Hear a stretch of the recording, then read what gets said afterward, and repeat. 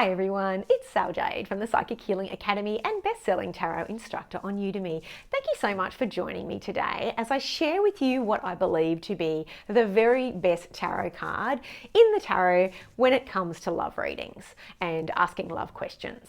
Now, for those of you who don't know me, I have helped over 90,000 students around the world read tarot like an expert, get connected with their spiritual gifts and their intuitive skills, as well as running tarot businesses.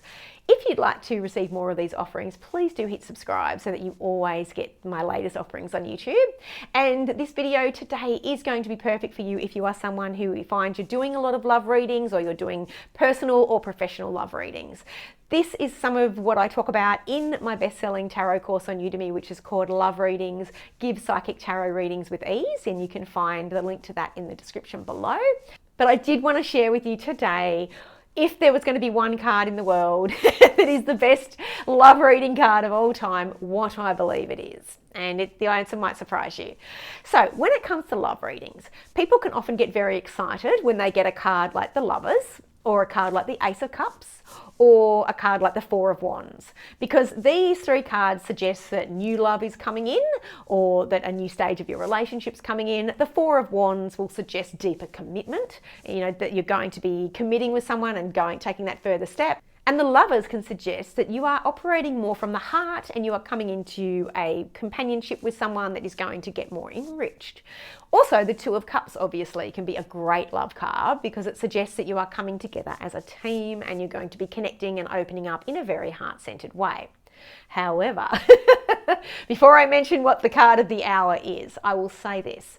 One of the complexities with love readings, and I talk about this in my love readings course a lot, is that love and relationships and connections and friendships that never materialize into love but teach us deep things are never black and white. They have cycles. And I can quite honestly tell you I've had quite a few relationships in my life, and I've been married for over 10 years and had several long-term relationships, and I've had short-term relationships, and I can honestly say I've never had a relationship that I could encapsulate in one card and say that was the greatest.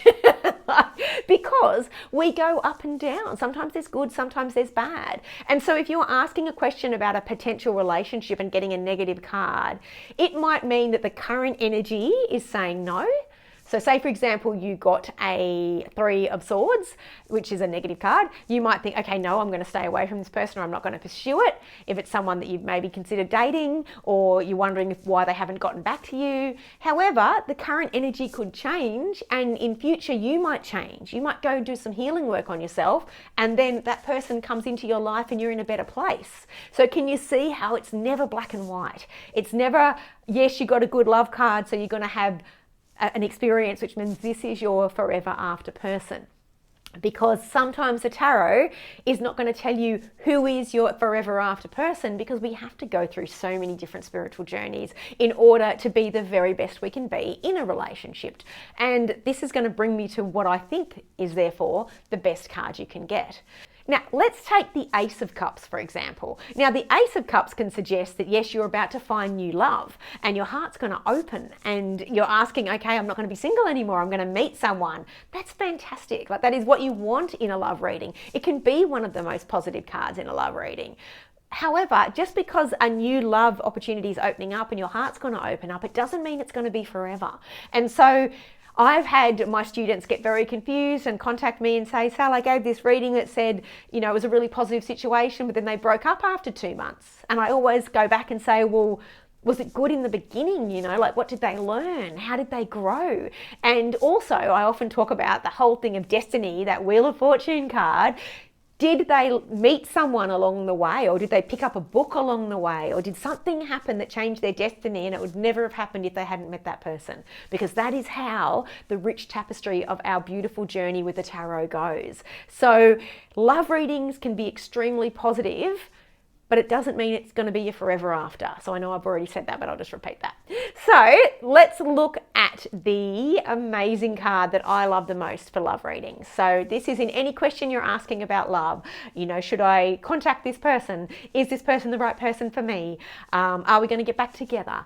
Some of the comments, I'm going through the questions, I'm going through all the questions in my head that I answer in my love readings course.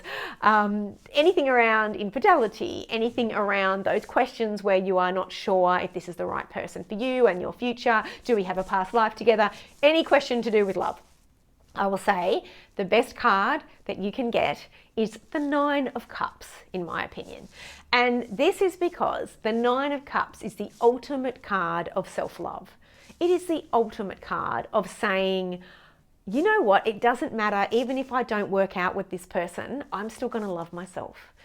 And that is the trait as an individual that is wanting to be in a healthy relationship that is the most attractive in any relationship. Now, I know some of you might be ready to switch the video off at this point and say, thank you for wasting my time, Sal. You've just said loving myself is the most important thing, and I've been told that 1,000 times. I've read 10,000 books. I already knew this. Yes, legitimate. There's times in my life I would have turned the video off too. But please be patient with me for a second while I talk about this beautiful card. This is, if I'm getting it right here, this is Tony Carmine Salerno's version of the Nine of Cups. And it is, to me, the most, I'm hoping you can see it, that there. It, to me, is so special because it really, and this is from his The Art of Tarot deck, by the way.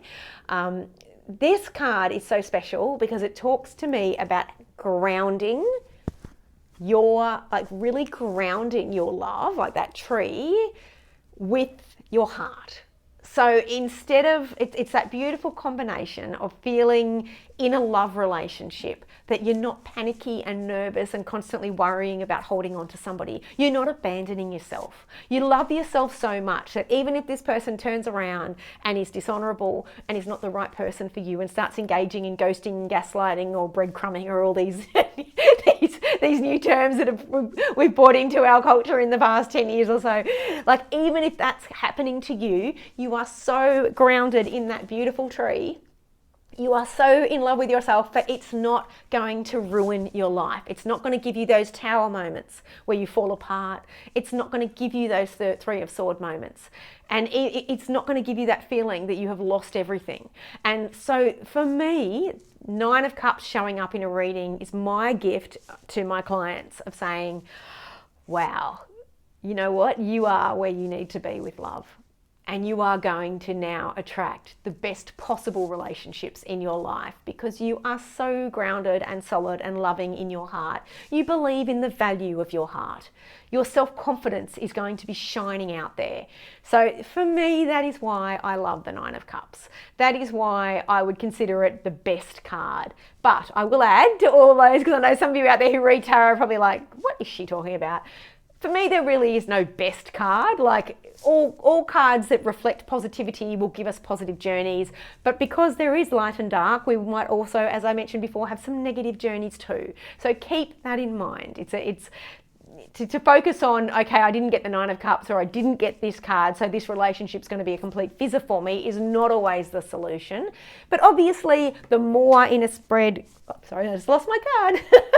Obviously, the more in a spread that you get that are those positive, beautiful cards, the Ace of Cups, the Four of Wands, the Justice card, the Balance card, the Lovers card, the Six of Wands, that's a beautiful card to get, as well as I mentioned just before, the Nine of Cups. Getting those cards are an indication that this is a positive situation for you and that yes, it's a good idea to pursue it with the current energy.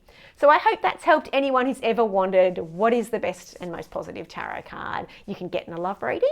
And if this has helped you, please do hit subscribe or like or comment below, as I'd love to read your comments. And please ask questions. I'm a huge teacher. I've been teaching for 17 years. So it is my passion to help. So please do pop questions below if you have any questions. Thanks for joining me.